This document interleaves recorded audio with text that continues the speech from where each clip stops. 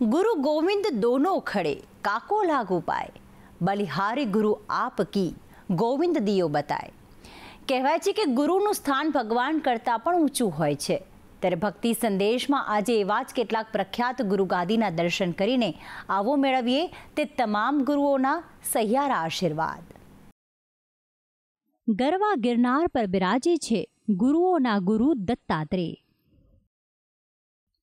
ગિરનાર પર્વત આદિ અનાદિકાળથી અડીખમ ઊભું છે આ ગિરનાર. હિમાલય કરતાં પણ હજારો વર્ષો જૂનો છે ગિરનાર પર્વત. ત્યારે અહીં 33 કરોડ દેવી દેવતાઓનો વાસ છે. અહીં દત્ત ભગવાન પણ બિરાજે છે. 10,000 પગથિયા ઉપર આવેલું છે આ દત્ત શિખર, જ્યાં ગુરુ દત્તાત્રેય ભગવાનના પગલાં છે, જેની પૂજા કરીને લોકો ધન્યતા અનુભવે છે. અહીં ભગવાન ગુરુ દત્તાત્રેયની મૂર્તિ રાખવામાં આવી છે અને પથ્થર ઉપર તેમના પગલાં છે, જેની પૂજા કરવામાં આવે છે. મહારાષ્ટ્રના શિરડીમાં આવેલ છે શ્રદ્ધા સબુરી સાંઈનું ધામ. સાંઈ બાબાએ પોતાનું સમગ્ર જીવન લોકોના કલ્યાણ માટે જ ન્યોછાવર કર્યું હતું. સાંઈ બાબા એક આધ્યાત્મિક ગુરુ હતા, જેમને ભક્તો ફકીર કે સદગુરુ કહીને પણ બોલાવતા હતા.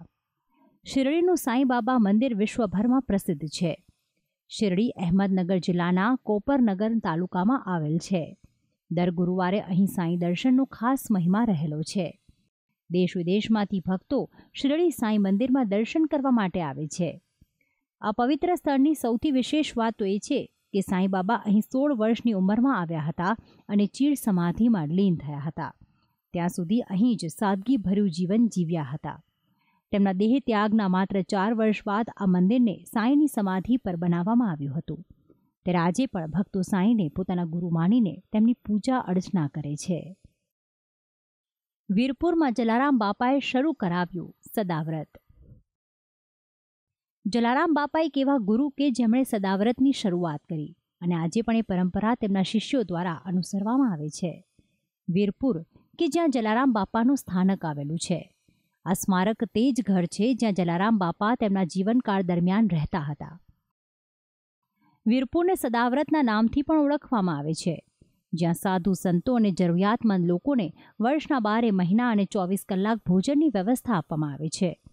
આ સ્થળેથી કોઈ પણ ભોજન લીધા સિવાય પાછું નથી જતું.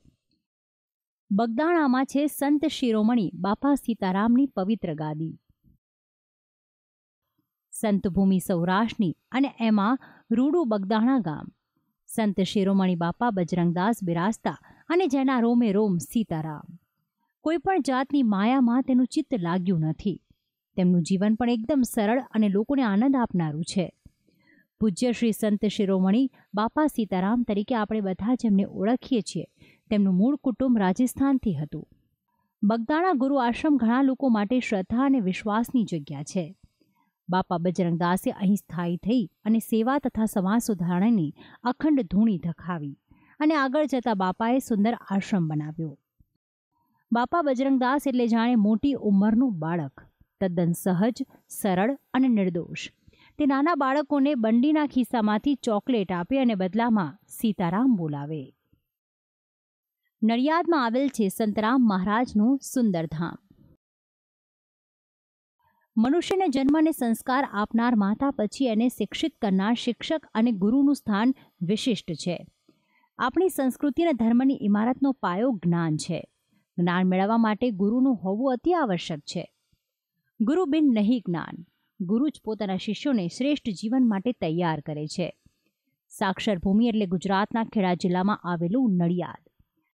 આ નડિયાદ શહેરમાં સંતરામ મહારાજનું સુંદર મંદિર આવેલું છે, જેની કીર્તિ દેશ વિદેશમાં ખૂબ જ ફેલાયેલી છે. ગુરુ પૂનમે દેશ વિદેશમાં તથા સંતરામ મહારાજને માનતા લાખોની સંખ્યામાં ભક્તો અહીં દર્શન કરવા આવતા હોય છે. એવું કહેવાય છે કે અહીં ઈસવીસન 1872માં ગિરનારથી એક સાધુ પધાર્યા હતા, જે સંતરામ મહારાજ હતા.